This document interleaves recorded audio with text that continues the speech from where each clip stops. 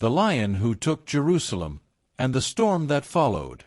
October 2, 1187, the gates of Jerusalem creaked open to the Muslim army of Salahuddin Ayyubi. The city that had been held by the Crusaders for nearly a century, soaked in the blood of Muslims and Jews during its brutal capture in 1099, now witnessed a different kind of conqueror. No mass killings, no revenge, no rivers of blood. Instead, Salahuddin walked into the city with humility. The cross was removed from the golden dome of the rock. The adhan echoed from its minarets once more.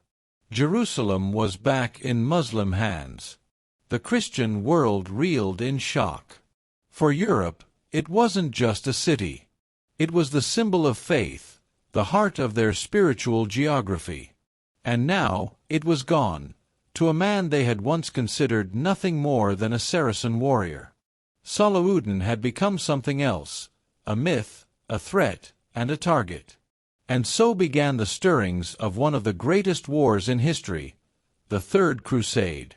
Salahuddin, from warrior to legend. Before the crusade began, the world was already whispering Salahuddin's name. He was born in Tikrit in 1137, into a Kurdish family, raised among scholars and soldiers. Unlike many rulers of his time, Salahuddin did not inherit power.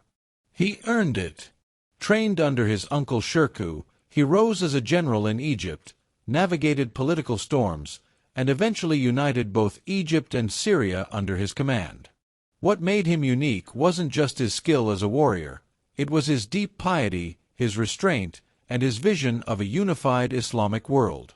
He sought more than glory. He sought justice, especially against the brutalities inflicted during the First Crusade.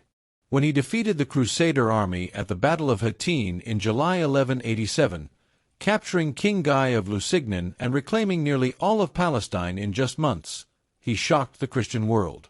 But it was Jerusalem that pierced the soul of Europe. That was the red line. The storm was coming. Europe roars back, the call to crusade.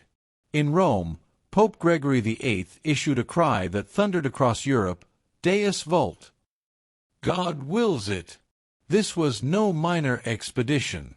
It would be the Crusade of Kings, the first time the monarchs of Christendom themselves would march to war together. A Frederick Barbarossa, the aged but formidable emperor of the Holy Roman Empire, raised the German banners. A Philip II of France, cunning and cold, prepared his fleets and knights. And above all, Richard the Lionheart, King of England, bold, passionate, and a warrior born. These were not the ragtag militias of earlier crusades. These were organized, funded, and professional armies. Europe emptied its coffers. Ports were crowded with ships. From every village, men flocked to take the cross, driven by faith, greed, adventure, or the promise of heaven. Salahuddin knew this wasn't a war he could fight with swords alone. It would test every ounce of his leadership, strategy, and spirit. The march of empires begins. Frederick Barbarossa left first, in 1189, leading tens of thousands of soldiers across the Balkans and Anatolia, cutting his way through Byzantine lands.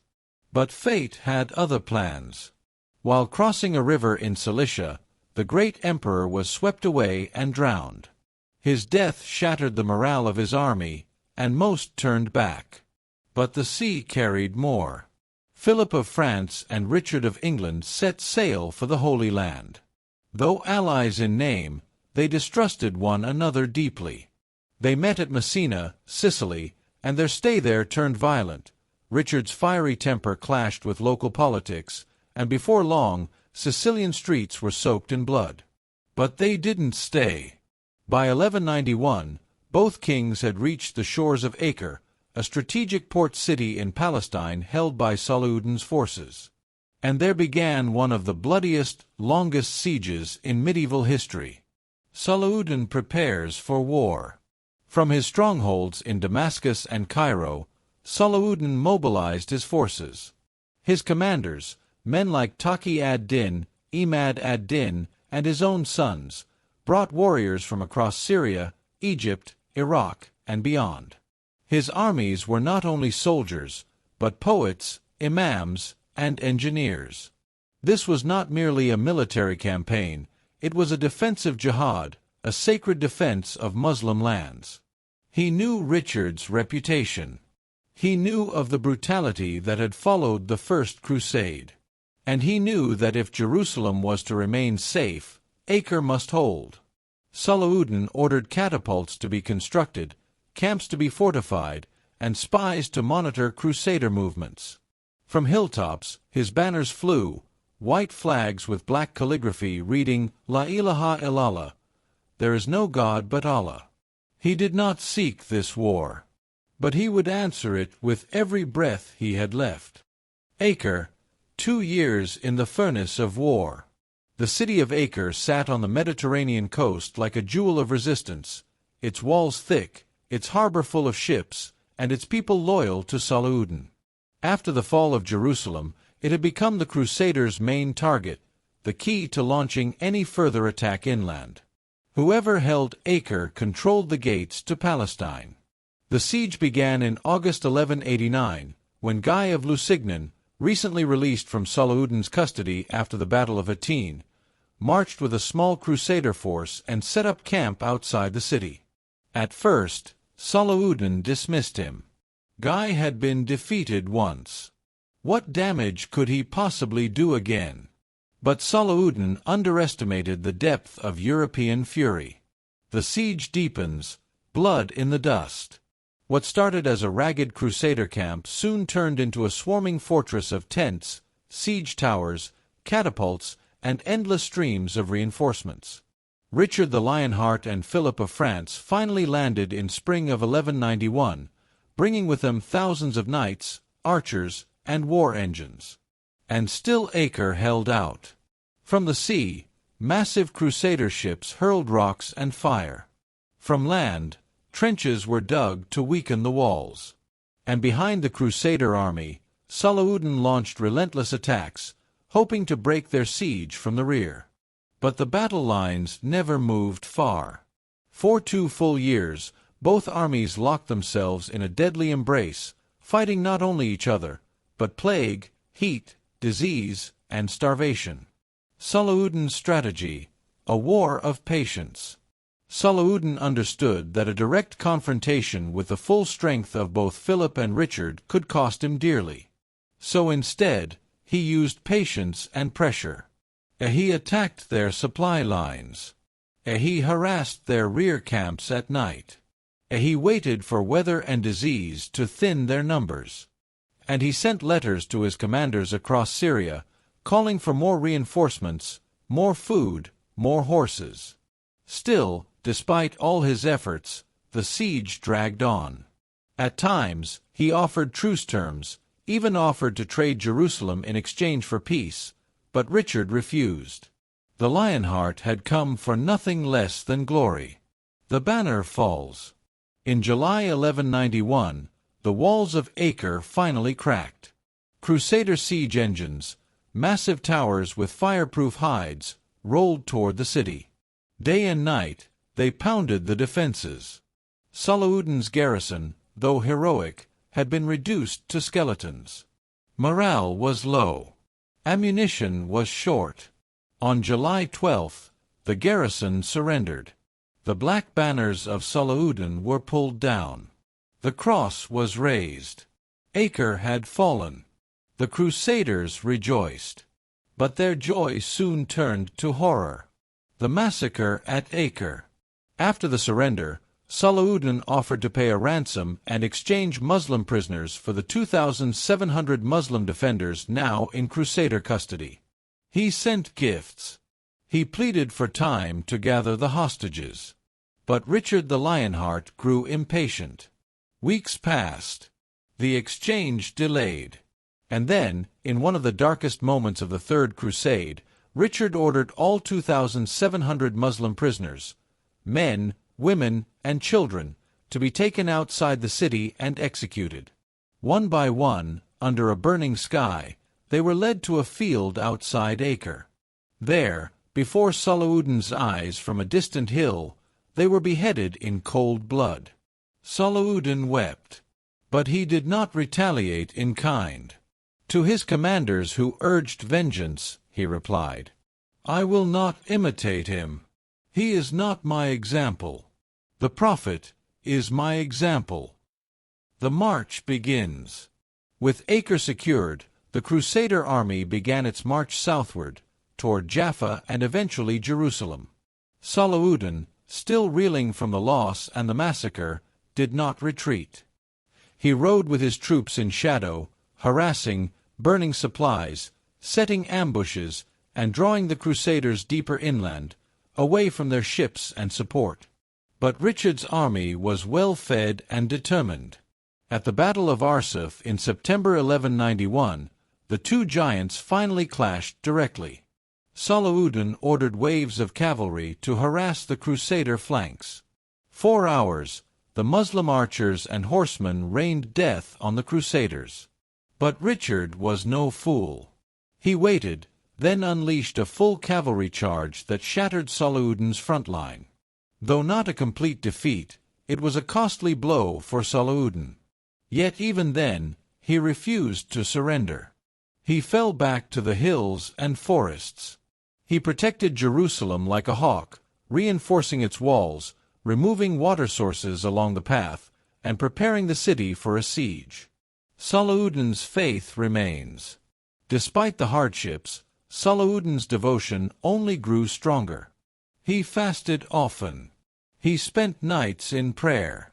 He walked among his soldiers, comforting them, reminding them of why they fought, not for gold, not for power, but to protect the land of the prophets, to defend the Ummah, to honor Allah. He gave generously, even when he had nothing left. It was said that by the end of his life, he owned not enough money to pay for his own burial shroud. He had entered this war not to conquer, but to preserve what was sacred. The Duel of Kings, Salahuddin versus Richard. The year was 1191. The heat of the Levant scorched the land. The Crusaders, under Richard the Lionheart, had taken Acre and begun pushing south along the coast. Their next aim was Jaffa, and beyond it, Jerusalem. But now, the war entered a new phase. No longer just a battle of armies, it had become something more. A clash of wills. A test of faith. A duel between two men who embodied two civilizations. Richard, the Iron Knight of England, fearless, cunning, arrogant.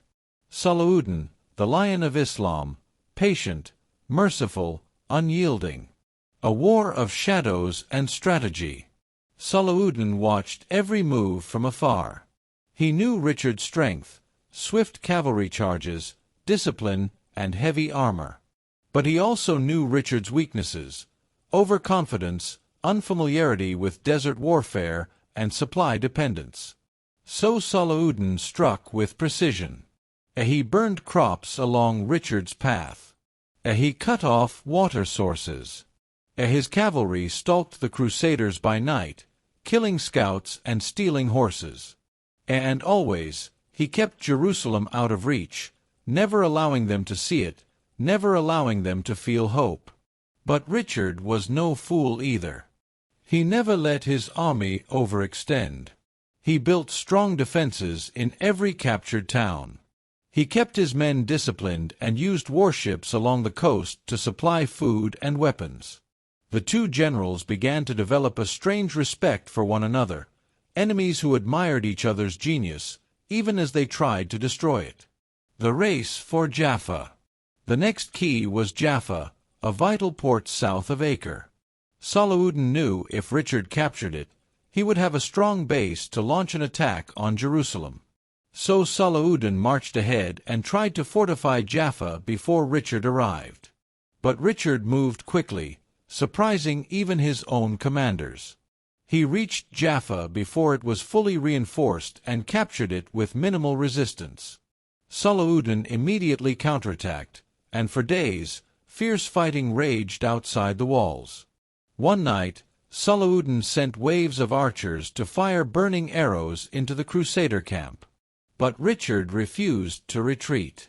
He personally led sorties outside the gates, cutting down wave after wave of Muslim cavalry. Eventually, Saladin pulled back, realizing that Richard's position was too strong for now. But the delay had cost Richard time, and winter was coming. The first attempt at peace. Despite the bloodshed, there were moments of strange civility between the two enemies. Saladin once heard that Richard had fallen seriously ill.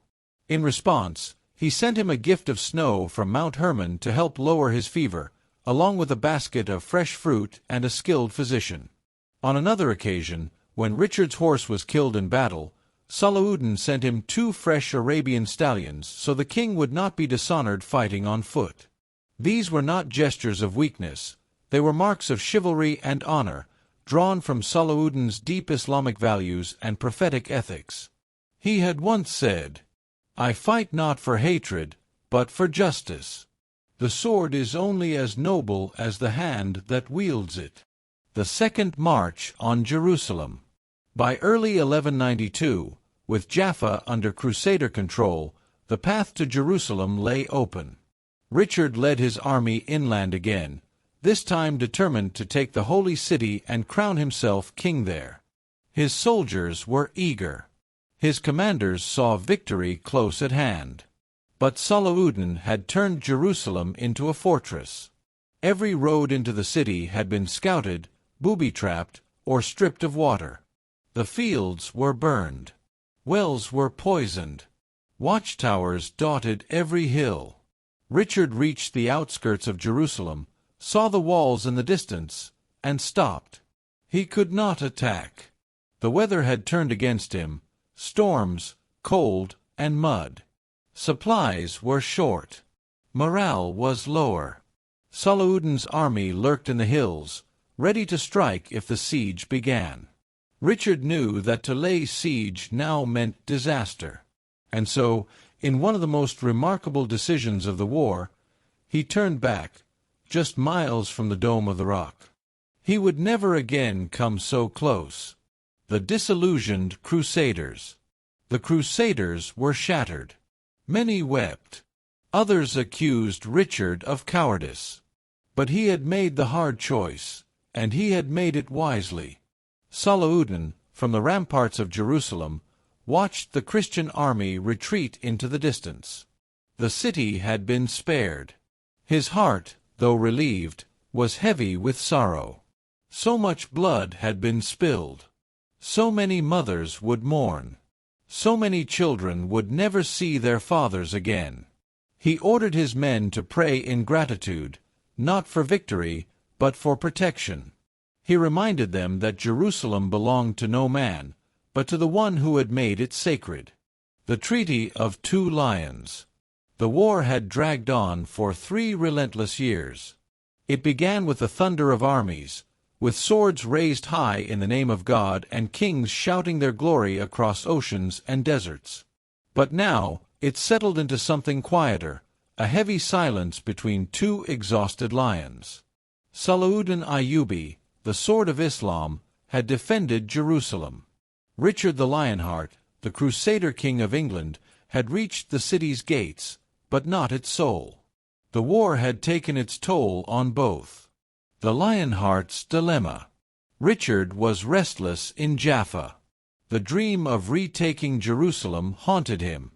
But his army was shrinking. Many of his knights had died of disease or desertion. Winter had begun to creep across the Levant.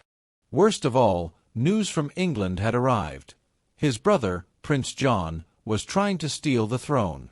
Richard knew that if he stayed in the Holy Land too long, he might lose his kingdom back home. His heart was torn in two, between duty to his homeland and his vow to take the Holy City. But he also knew that even if he captured Jerusalem, he could not hold it. Saladin still controlled the surrounding lands and had thousands of warriors who would wage guerrilla war until their last breath. To take Jerusalem was one thing. To keep it, another entirely. Proposals, envoys, and unlikely offers. As swords clashed less and letters passed more, a strange idea began to emerge from the fog of war. Could there be peace? Richard sent envoys to Saladin's camp. He proposed a truce, even floated the idea of a marriage alliance between his sister Joan and Saladin's brother, Al-Adil, to unify East and West. The idea, while never seriously considered by Saladin, showed just how far the conflict had shifted from battlefield to diplomacy. Richard demanded three things. 1. Safe Christian access to Jerusalem. 2. Control over the coastline from Tyre to Jaffa. 3. The right for Christian pilgrims to enter the city freely. Saladin refused to hand over any part of Jerusalem, but he was not blind to the realities of war. His own treasury was exhausted. His men were tired. The Ummah needed time to rebuild. And he, too, had lost brothers in this war. So he made a counteroffer. A Jerusalem would remain under Muslim rule. Christian pilgrims would be allowed free, protected access. And the Crusaders would keep control of the coastal cities, Acre, Jaffa, and others. It was a painful compromise for both sides. But perhaps, after years of bloodshed, it was enough. The Treaty of Ramla, September 2, 1192. In the early morning hours of September 2, 1192, a formal treaty was signed between Richard and Saladin near Ramla, a town between Jaffa and Jerusalem. The terms: a 3-year truce between Muslim and Christian forces. Coastal Crusader states would remain intact. Jerusalem would stay under Muslim rule, but pilgrims could enter freely without fear or tax. Hostages and prisoners were to be exchanged honorably. The war was over. No formal handshakes. No ceremonies. Just exhausted generals, loyal to their God, laying down their swords, for now. The final meeting, legend or truth? Some chronicles, especially by Muslim and Christian poets, say that Richard and Saladin finally met face to face in the closing days. They spoke through interpreters and walked the fields of war together. Saladin supposedly offered Richard a gifted Arabian steed, and Richard admired Saladin's calm dignity and fierce eyes. Whether this meeting truly happened or was the work of romantic historians, no one can say for sure. But in spirit, they had already seen into each other's hearts. Two kings, two warriors, two men of unmatched courage, enemies, yet mirrors. Saladin returns to Jerusalem. After the treaty, Saladin returned to Jerusalem. He entered the city not in triumph, but in prayer. He visited the Al-Aqsa Mosque and wept before its gates, thanking Allah for the honor of defending it. He knew that though the battle was over, the legacy was just beginning. He spent the final months of his life rebuilding schools, hospitals, and orphanages across Palestine and Syria. He never took revenge. He never allowed his soldiers to loot or oppress. He ruled with humility, generosity, and discipline, just as the Prophet Muhammad had taught. The final days of the Sultan. On March 4, 1193, Saladin Ayyubi fell ill in Damascus. He passed away quietly, with the Quran open beside his bed. When the scholars searched his treasury to prepare for his burial, they found almost nothing. No gold, no luxury.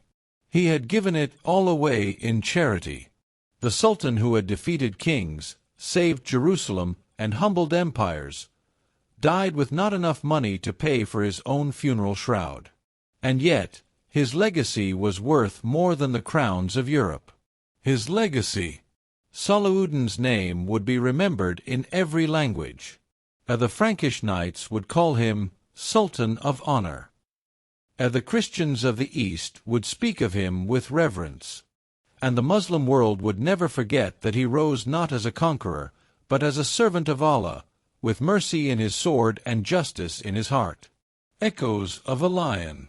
When the dust of war settled and the trumpets fell silent, the world stood in awe of two names: Salahuddin Ayyubi, the defender of the Holy City, and Richard the Lionheart, the Christian knight whose sword roared across the east.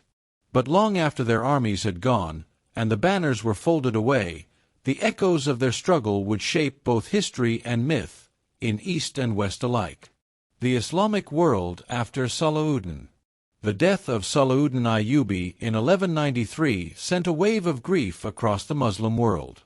In Damascus, Cairo, Jerusalem, people wept in mosques, in markets, and in the dusty alleys of ancient cities. Not just soldiers or nobles, but orphans, beggars, scholars, and travelers, for he had touched every corner of society. He was not merely a sultan. He was a symbol of adl, justice, sabr, patience, and taqwa, God-consciousness. Yet despite his greatness, Salahuddin's empire, so carefully stitched together over decades, began to fracture almost immediately. His sons and nephews, each governing a region of his domain, could not match his unity of vision. Internal rivalries, the hunger for power, and external threats led to fragmentation. Within a generation, the empire he built was divided. But the memory of Salahuddin did not fade. In Friday khutbahs, his name was invoked as the example of leadership. In the madrasas, students studied his campaigns not merely as battles, but as acts of faith. To this day, in every land touched by Islam, from Egypt to Turkey, Palestine to Pakistan, his name is spoken with reverence. How the West remembered him! In Europe, news of Salahuddin's death was received with a strange mixture of relief and respect. Chroniclers and bishops, even those who had prayed for his defeat, began to write admiringly of the Sultan who had fought the Crusaders with both ferocity and fairness. One French poet wrote, "He was our enemy, but no knight of Christendom bore himself more nobly than he." And in England, Richard the Lionheart, years after returning home, would speak of Salahuddin as the only man he ever feared and admired. Even centuries later, during the crusade-inspired literature of the Middle Ages, Salahuddin appeared not as a villain, but as a noble heathen, a rare title the Christian world reserved for only the most honorable of enemies. This dual memory, as conqueror and gentleman, warrior and wise ruler, made Salahuddin unique. Jerusalem after the war. Though Salahuddin retained control of Jerusalem, the city had changed forever. After its recapture in 1187, he allowed Jews to return for the first time since the Crusader occupation. He re-established the Friday prayers in Al-Aqsa, reopened schools and hospitals, and restored the city's endowments. Though many Crusaders feared he would destroy Christian holy sites in retaliation, Salahuddin preserved them, allowing Christian pilgrims to continue visiting, honoring his promise in the Treaty of Ramla. He appointed Qadi al-Fadil, his trusted advisor, to oversee Jerusalem's welfare, ensuring justice and mercy remained its foundations. For Muslims, Jerusalem remained the third holiest city. But Salahuddin had also returned its sanctity, not just its stones. The Crusades would return, but so would his spirit. Though the Third Crusade ended in truce, it was not the end of the Crusades. More waves would follow. The Fourth Crusade turned against fellow Christians, sacking Constantinople. Later Crusades would attempt, and fail, to reclaim the Holy Land. None ever recaptured Jerusalem. And none ever faced a leader like Salahuddin again. But his legacy shaped how Muslims would respond to the West for generations, with resistance when needed, but also with dignity, mercy, and honor. His leadership philosophy. What made Salahuddin different from other kings? He wept more than he boasted. In private, he would often cry during night prayers, begging Allah to forgive him for any injustice. He fasted, even during war. While his men feasted before battle, he would break his fast with dry bread and water. He never harmed civilians. When he retook Jerusalem, not a single church was burned. Not a single woman dishonored. Not a single child harmed. He saw power as a test, not a right. "The people are a trust from Allah," he once said. "If I betray them, I betray him." In a time when cruelty was common, Salahuddin chose the Prophet's Sunnah over personal vengeance. His final message. As his soul returned to his Lord in 1193, one of his servants walked through the streets of Damascus with Salahuddin's torn funeral cloak on a spear, shouting, "Behold, this is all that remains of the king of the Muslims. No gold, no palace, no treasure, only this cloth to shroud him." And that was true. The man who had conquered kingdoms, who had faced down emperors and held Jerusalem, had died with not a coin to his name. But he left behind something greater. A city returned, a faith honored, and a legacy that whispers through every stone of Jerusalem to this day. And so, Salahuddin was not perfect. He made mistakes, suffered defeats, and faced overwhelming odds. But when the world had forgotten justice, he reminded it. When kings fought for pride, he fought for faith. When blood stained the land, he cleansed it with mercy. He was not the last hero of Islam, but he was among its brightest lights. And so long as men raise their hands in dua under the dome of Al-Aqsa, and children learn his name in far-off lands, and justice is remembered as an act of worship, the story of Salahuddin Ayyubi will never end.